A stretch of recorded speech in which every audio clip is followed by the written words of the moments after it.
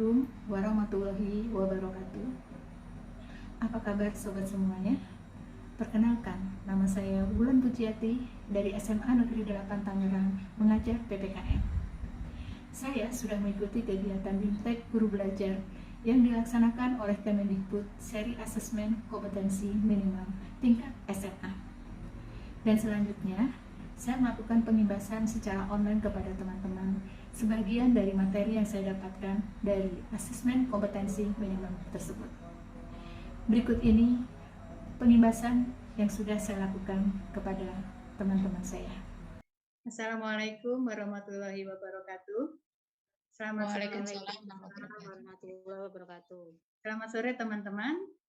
Hari ini saya minta waktu teman-teman untuk sedikit mendengarkan mungkin ya, atau mendengarkan apa yang pernah saya dapat saat mengikuti tentang asesmen kompetensi minimum ya.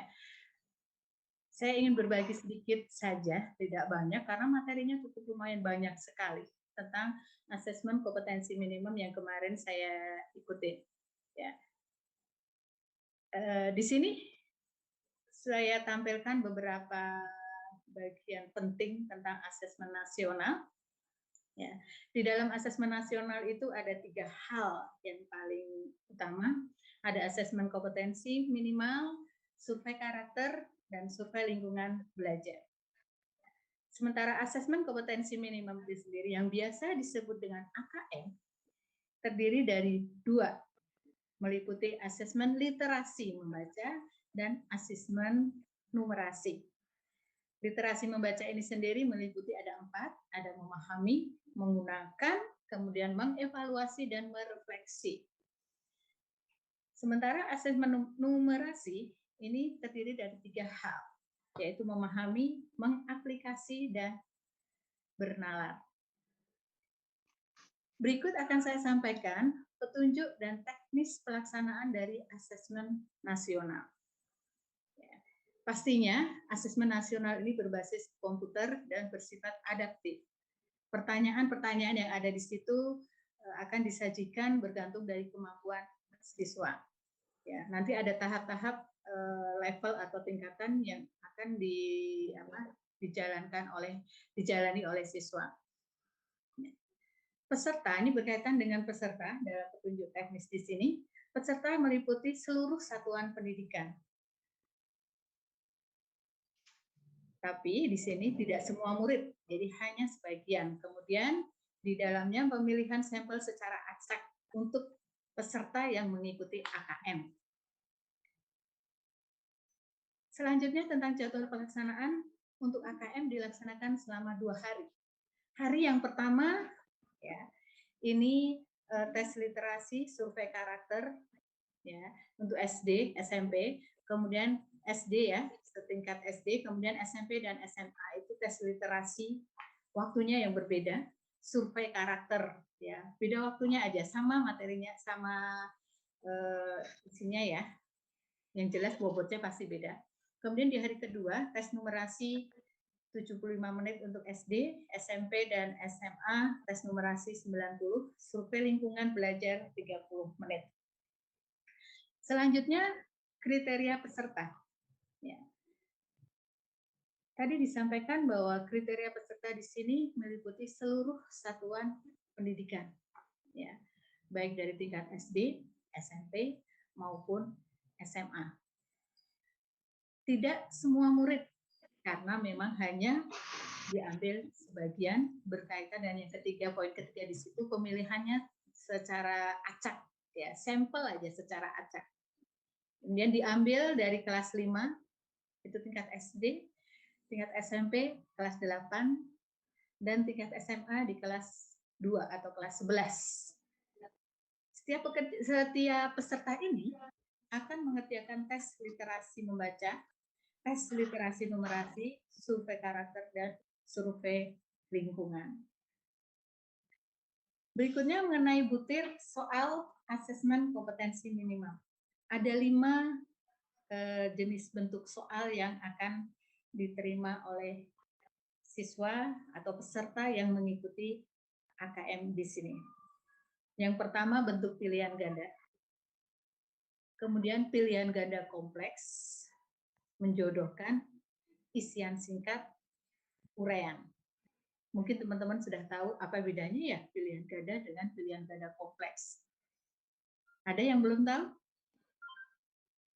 Bapak jelaskan Bu Wulan. Oke. Pilihan ganda kompleks itu yang seperti apa? Pilihan ganda kompleks ini adalah soal pilihan ganda, ya, di mana siswa itu punya kesempatan memilih bukan hanya satu jawaban, tapi bisa lebih dari satu, 2 atau 3 jawaban memang tersedia di situ.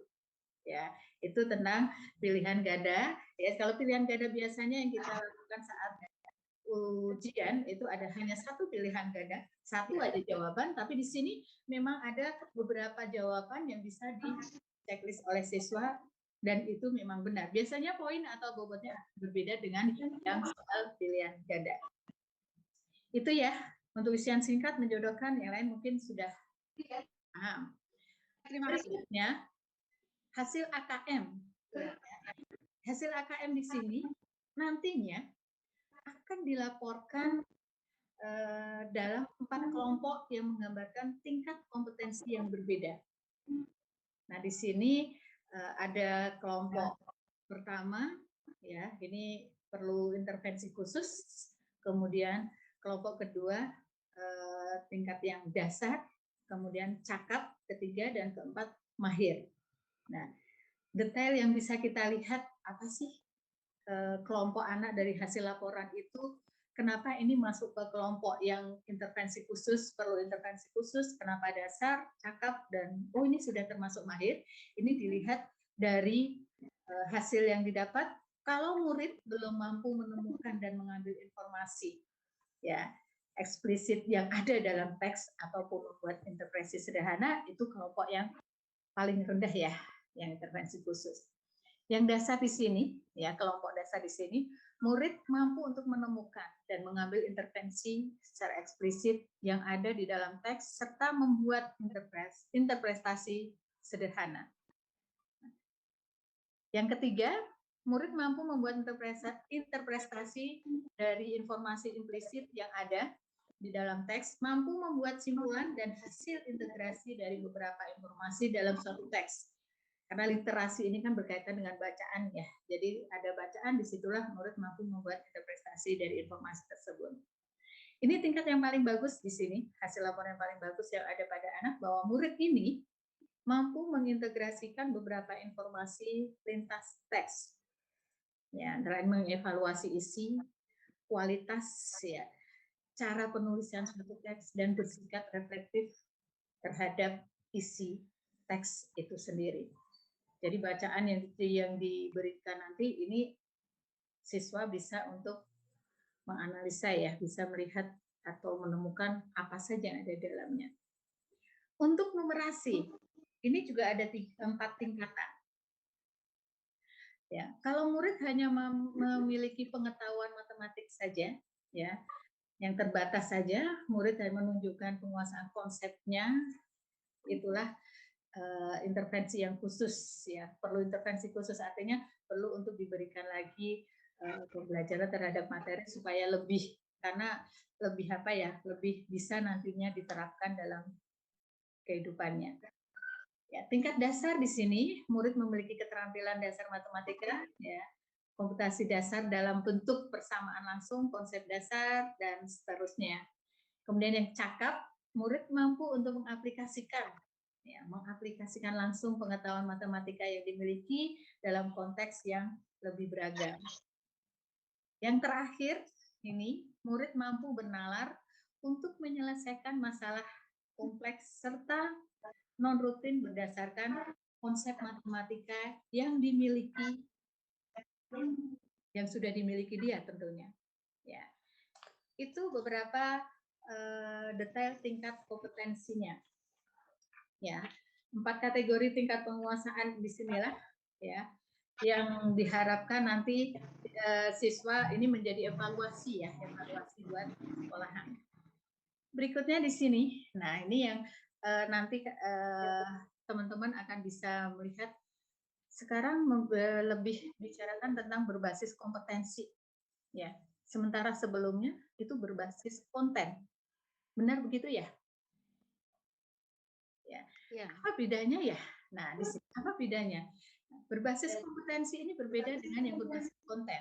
Kalau berbasis kompetensi berpusat pada kebutuhan, sementara konten berpusat pada materi pembelajaran. Sehingga anak itu harus benar-benar menguasai materi. Ya. Yang kedua, belajar untuk pemahaman konsep dan keterampilan. Kalau berbasis konten, belajar untuk cakupan materi. Seberapa ini yang harus sampai sejauh ini harus demikian ya, minimal sekian. Nah, ini ya. Kemudian yang ketiga, menunjukkan kinerja dengan menerapkan konsep. Ya. Sementara yang konten di sini menjawab serangkaian pertanyaan tes berdasarkan topik. Jadi sudah ada indikatornya apa, nah ini berdasarkan topik ini, kemudian ada soal bisa dijawab. Ya, kalau yang kompetensi beda, ada bisa penerapannya di situ diberikan. Yang keempat, pembelajaran terkait dengan konteks kehidupan nyata siswa. Sementara yang konten, pembelajaran itu kurang atau tidak terkait dengan konteks kehidupan nyata siswa. Terkadang kita menggunakan kenyataan ya, fakta kenyataan yang ada kita sampaikan ke siswa, tapi untuk yang berbasis konten itu jarang, makanya di sini disebutkan kurang atau tidak terkait ya. Bahkan kadang sama sekali tidak mengaitkan dengan kehidupan nyata siswa. Perbedaan yang terakhir di sini orientasi pada proses dan penguasaan kompetensi. Ya. Sementara berbasis konten orientasi pada nilai akhir, sehingga pada saat nilai akhir tidak mencapai KKM berarti tidak tuntas. Itu sekilas dari untuk membedakan antara KKM ya dalam asesmen nasional ini yang berbasis kompetensi dengan nasional. Semoga bermanfaat buat teman-teman ya. Terima kasih atensinya. Semoga berkah buat kita semua. Assalamualaikum warahmatullahi wabarakatuh. Waalaikumsalam warahmatullahi wabarakatuh.